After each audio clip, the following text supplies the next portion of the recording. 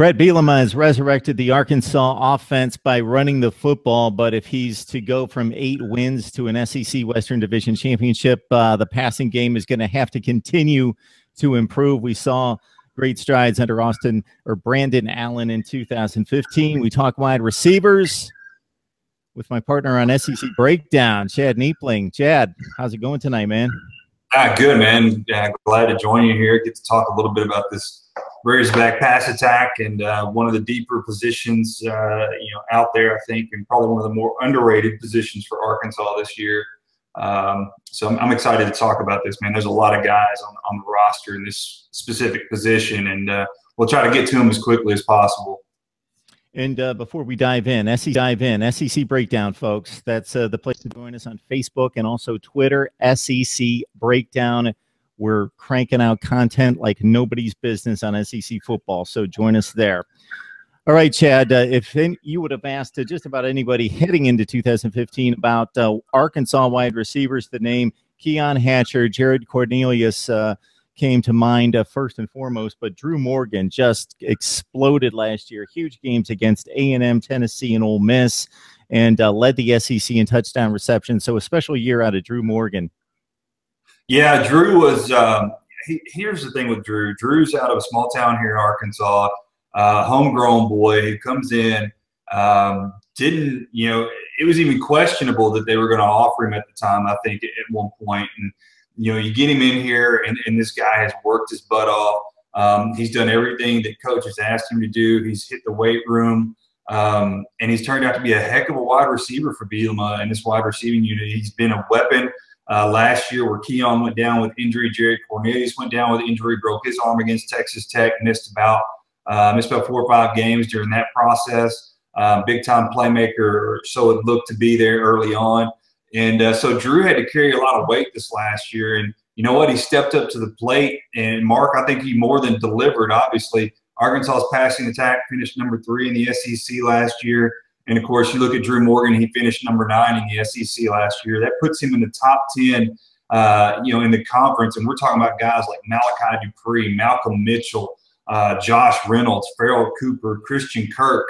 And, for that, in that performance this year, we turn around and we look, and you know what? He's up here and he's joining these watch lists, these preseason watch lists. And I think that's an awesome I think it's really awesome to see how far he's come from a guy that was not really looked upon as a highly recruited guy coming out as a wide receiver to here he is. I mean, he's sitting here looking at the Biletnikoff Award watch list preseason already, and I think that's awesome. And Drew's a heck of a guy. I've gotten to know him a little bit, and he's super nice. And his brother's a walk-on this year at the linebacking position. So the family's done a real good job of raising these guys, and they've turned out to be character men, and I know Bielema loves that.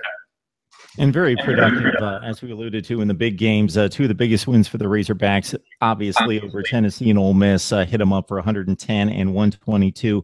Also 155 against A&M, 63 recepts, 10 touchdowns. All right, there's another group there. When you look at Dominic Reed, Jared Cornelius, Keon Hatcher, Reed with 28 recepts, 6 touchdowns, Cornelius 24 and 3. That next group of receivers that obviously have to complement Morgan. Yeah, they do. And that's the thing. Reed coming in as a JUCO guy, there was a lot of questions around him because, look, I'll be honest with you, he was a beanpole, man. The guy just was so skinny, but he had blazing speed. And the catches that he was making in practice would just make your jaw drop. You're like, man, really, this guy is phenomenal. And you're like, maybe if he puts on a little weight, this guy could be awesome. Well, he comes in and gets to start playing this last season, even with, the issues of not being the biggest wide receiver. He's just really thin. But he made some big plays for Arkansas, and he's also a guy that was in the top 25 finishes in the SEC as far as wide receiver rankings. He's number 21 for the year, finishes out 535 yards. He averages over 19 yards per play. This guy, again, big-time playmaker, and I think we've just begun to scratch the surface with him. He's a guy that's going to come back in this next year, and with this core as deep as it is, I'm looking to see how they're going to be able to space the ball out between these wide receivers. You talk about another guy, Jared Cornelius, up for the Horning Award this year, preseason watch list. This is if I'm going to be blunt with you and tell you that I think that there's a guy when it comes to talent, and I'm talking about pure talent, Mark, if I'm looking at that, these other guys are great wide receivers, and there's things that they do that make them great. And I'm talking about Drew and Reed and Keon. But when I'm talking about just pure talent, I think Cornelius is one of the most talented guys that they've got on the roster. And I say that because he rushes the ball, he returns the ball, and he turns right around and he catches the ball and makes big plays, breaks his arm, comes back, and doesn't skip a beat. And I love that about this guy. I think he's definitely a guy that Arkansas is going to have to depend on in multiple facets this year. Maybe not so much in the rush because they've got another guy that they could probably lean on in the rush pass with TJ Hammonds. But Cornelius is a guy I think you're going to see. People are really going to get to know the number one on Arkansas's wide receiver corps. Chad, I know you got real familiar with this football team, especially during spring practice and at the spring game.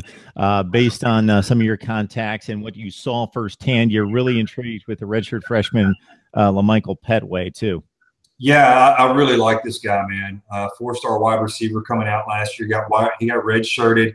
Mark, if you want to talk about a guy that has intangibles at the wide receiver position, Petway's got his name all over it. He's physically gifted. He's tall, about 6'4", 6'5".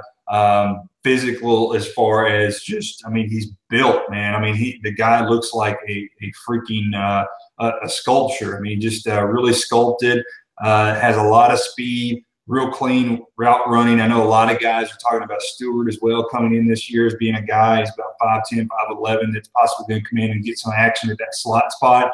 But I think Petway is your guy that you're looking at after redshirting this last year. I was surprised that they kept him off the field, and quite honestly, had they not redshirted him after Cornelius went down and with Keon being out, I seriously think he would have been seeing some time on the field if it weren't for that. But, you had some other guys that got some reps. Again, Jerry Reed had a big year. But LaMichael Petway is going to definitely be fighting for time on the field this year, and I think it's going to be really hard to keep him off of it come October.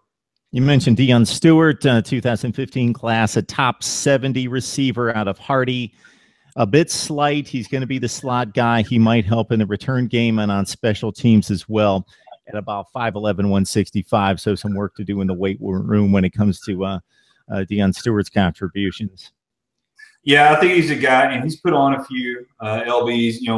Coach Herbert, our weight specialist here, our strength conditioning coach, is known for bulking some guys up and doing it in a rather timely fashion. And so at this point, I'm not going to doubt that this kid won't be ready to touch the field. This coaching staff has proved one thing to me, that when they say a guy's ready, they're ready, and you have to believe in that. So guys make mistakes and beat them on them. They learn from them and they go forward. They try not to dwell on the past. But they look, this is one of the deepest spots on the roster, along with the tight end position, I think.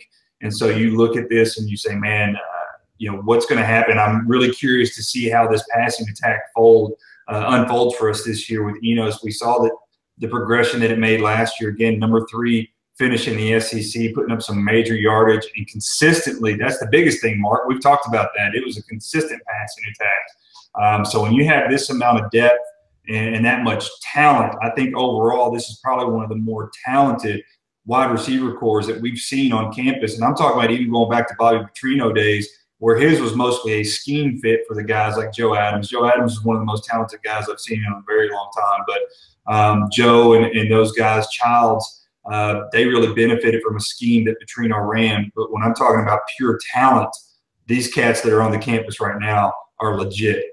Yeah, it's funny how a program and a coach get labeled, and make no mistake about it, we both know it's run first at Arkansas, but this team was second in the SEC in touchdown passes. So Brandon Allen obviously moves on, but Austin Allen, I believe, is going to be in good hands with a very deep and talented wide receiver core.